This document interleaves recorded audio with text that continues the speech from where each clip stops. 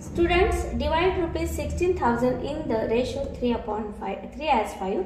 ये इक्वेशन कैसे सॉल्व करना है? देखिए, ये रेशियो दिया है, मतलब आपको क्या बताया गया है, ये 16,000 अमाउंट है। इस 16,000 अमाउंट से आपको जो अमाउंट का 3 पार्ट है वो आपको एक पर्सन को देना है, और दूसरा पार्ट जो 5 पार्ट है तो वो दूसरे पर्सन को देना है। तो आपको उसको क्या करना पड़ेगा, पहले ये जो पार्ट्स है 3 और 5, तो उसका एडिशन करना पड़ेगा। तो आपको समझ में आएगा कि इस अमाउंट का आपको कितने पार्ट्स करने पड़ेंगे, 8 पार्ट करने पड़ेंगे।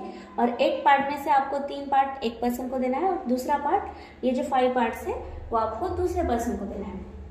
यहाँ पे मैंने उधर लिख लिया कि मैंने ए पर्सन को 3 पार्ट्स दिए हैं। कितने पार्ट में से मैंने 3 पार्ट्स दिए हैं? ये अमाउंट का 8 पार्ट में से मैंने 3 पार्ट्स दिए हैं, और आपकी टोटल अमाउंट है 16,000। तो 16,000 से मैं अगर उसके 8 पार्ट करती हूँ, उसमें से 3 पार्ट में ए पर्सन को देती हूँ, तो मुझे अमाउंट निकालना होगा। तो अमाउंट निकालने के लिए मैं यहाँ पे इससे डिवीजन करूँगी, 8 से डिवीजन करूँगी 16,000 को।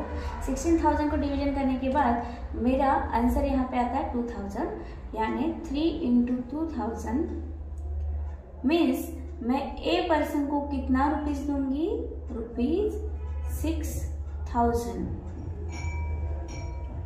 और बी पर्सन को अगर मुझे जो रुपीज देना है, सेम मुझे करना पड़ेगा कि कितने पार्ट में बी पर्सन को दे रही हूँ। मैंने जो 8 पार्ट किए हैं उसमें से 5 पार्ट में बी पर्सन को दे रही हूँ, और मेरे पास टोटल अमाउंट है 16,000।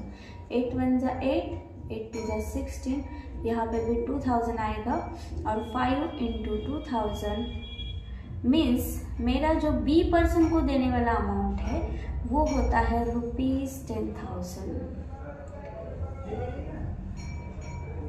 ये हो गया आपका आंसर। Thank you.